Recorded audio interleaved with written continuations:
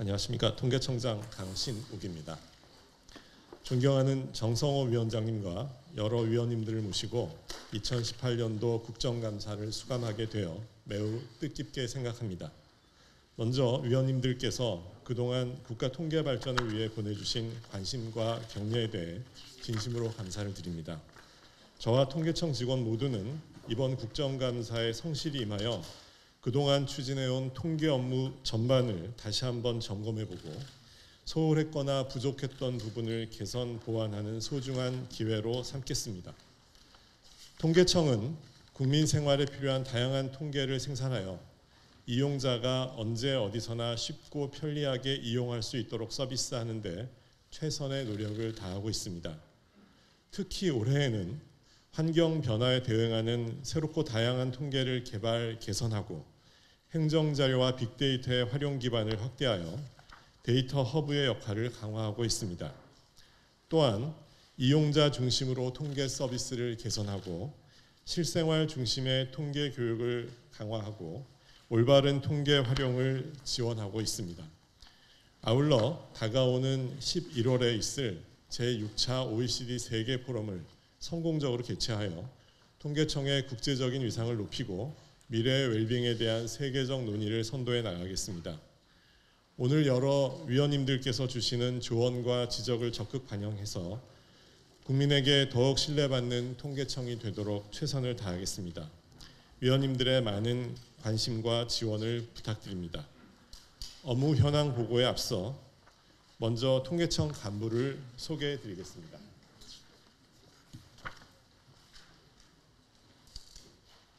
목적입니다. 먼저 주요 업무 추진 현황입니다.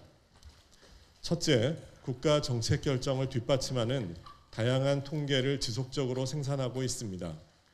이를 위해 대한민국 일자리 데이터 허브를 구축하여 일자리 정책의 효과를 분석, 평가하고 양질의 일자리 창출 정책을 지원하는 일자리 관련 통계를 개발하고 있습니다. 또한 소득분배 정책을 지원하는 소득분배 부가지표를 개발하고 있으며 중장년층 통계 개발과 아동 청소년 삶의 질 측정을 위한 프레임워크도 개발 추진하고 있습니다. 6쪽입니다. 지역 통계 표준화를 위한 표준 매뉴얼을 개발 보급하고 이 지방지표 서비스를 개선하여 지역 통계 이용 활성화를 지원하고 있습니다. 아울러 경제구조와 소비지출 변화를 반영하여 경제 동향 통계의 기준연과 가중치를 개편하고 국제 권고와 선진 사례를 반영한 경기 종합지수 개선으로 통계의 현실 반영도를 높이고 있습니다. 또한 현장조사의 첨단 조사 기법을 도입하고 행정자료를 활용하여 조사 항목을 대체하는 등 조사 방법 효율화를 위해 노력하고 있습니다. 7쪽입니다. 둘째, 행정자료와 빅데이터를 활용하여 통계 데이터 허브 역할을 강화하고 있습니다. 이를 위해 이용자가 개인정보 침해 없이 통계 빅데이터를 자유롭게 연계하고 활용할 수 있도록 통계 빅데이터 센터를 구축하여 운영하고 있습니다. 또한 공공과 민간 데이터의 수집과 활용을 확대하고 데이터 허브 구축 기반을 정비하기 위해 통계법 개정을 추진하고 있습니다. 8쪽입니다. 민간의 다양한 빅데이터와 공공 데이터를 연계함으로써 사회 구조적, 미시적 특성 분석의 기초 자료를 제공하고 온라인 가격 정보와 민생 관련 지표를 대외 확대 제공하여 빅데이터 활용도를 높여나가고 있습니다. 아울러 통계 작성 기관에서 새로운 통계를 작성하고자 하는 경우 행정자료를 우선 활용하는 행정자료 우선 활용 제도가 금년 2월부터 시행되어 통계 응답자의 부담을 줄이고 통계 신뢰도를 한층 높이고 있습니다. 9쪽입니다. 셋째, 이용자 중심으로 통계 서비스를 개선하고 국민의 통계 역량을 높이기 위해 노력하고 있습니다. 구직자의 상황에 맞는 의사결정을 지원하기 위해 일자리 통계지도 콘텐츠를 개발 중에 있으며 국가 통계 포털과 마이크로 데이터 서비스를 확대하여 통계 정보 서비스를 이용자 중심으로 개선하고 있습니다. 또한 실생활 중심의 학교 통계 교육을 강화하고 일반 국민과 오피니언 리더 그룹에 대한 통계 교육을 확대하여 올바른 통계 활용을 지원하고 있습니다. 10쪽입니다. 넷째, 미래 대비 국가 통계 거버넌스 체계를 구축하고 있습니다. 정기 통계 품질 진단 확대를 통해 국가 통계의 품질을 높이고 국가통계위원회를 활성화하는 등 국가 통계 관리 체계를 개선하고 있습니다. 아울러 올해 11월에 계획된 OECD 세계 포럼을 성공리에 개최하여 국제사회에서 우리나라의 통계 위상을 높이고 새로운 사회발전 지표에 대한 세계적 논의와 확산을 선도해 나가겠습니다. 11쪽입니다. 다음으로 주요 현안에 대해 보고드리겠습니다. 먼저 고용 동향입니다.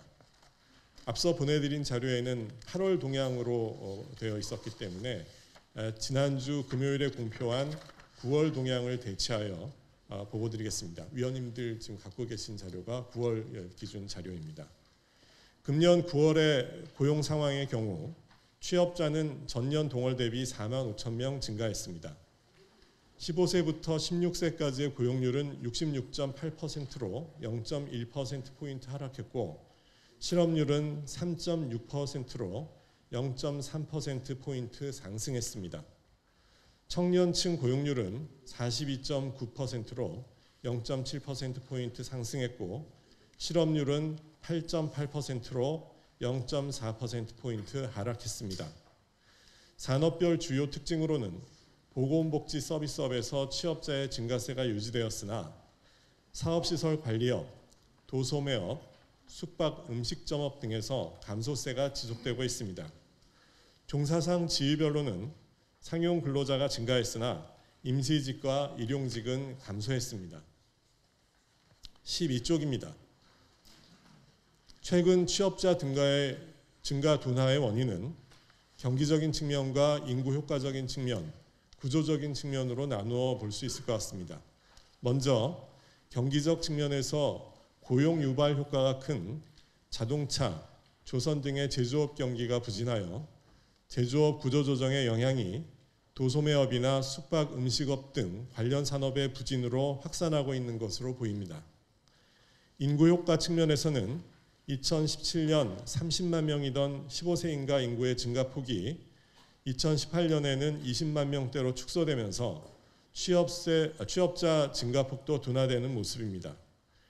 구조적 요인으로는 유통구조의 변화와 자영업 시장의 포화에 따른 구조조정의 영향으로 서비스업에서 취업자가 감소하고 있는 것으로 보입니다. 13쪽입니다. 다음은 가계동향조사 통합 작성 방안에 대해 보고드리겠습니다. 통계청은 2016년 구 가계동향조사를 기존의 가계수지조사에서 가계지출조사로 특화하여 연간 주기 통계로 재편한 바 있습니다. 그러나 주요 정책부처와 학계를 중심으로 가계소득과 지출을 연계한 종합분석의 필요성, 시의성 있는 진단을 위한 동향통계의 필요성, 정책적 안정성 확보를 위한 기존 통계 요구가 지속됨에 따라 국가통계의 신뢰성 확보와 통계 이용자 수요에 적극 부응해야 한다는 임무를 종합적으로 고려하여 가계소득조사와 가계지출조사를 통합하고자 한다는 점을 말씀드립니다. 14쪽입니다. 이번 가계동향조사 통합안의 기본 방향은 첫째, 전용 표본을 개발 활용함으로써 고소득층의 소득 포착을 강화하여 통계 정확성을 제고하고 둘째, 666 연동 표본 운영을 통해 가구의 응답 부담은 기존 36개월에서 12개월로 약 3분의 1 수준으로 경감시키며 셋째, 시의성 있는 가계 소득 동향 파악과 소득 지출 연계 분석 등 통계 수요에 부응하는 것입니다. 아울러 가계 소득 조사의 경우 2019년에는 현행 방식대로 통계를 생산 공표하여 통계 이용상의 혼란을 방지하고 시계열의 안정성을 확보해 나갈 것이라는 점을 말씀드립니다. 이상으로 통계청 업무 보고를 마치겠습니다.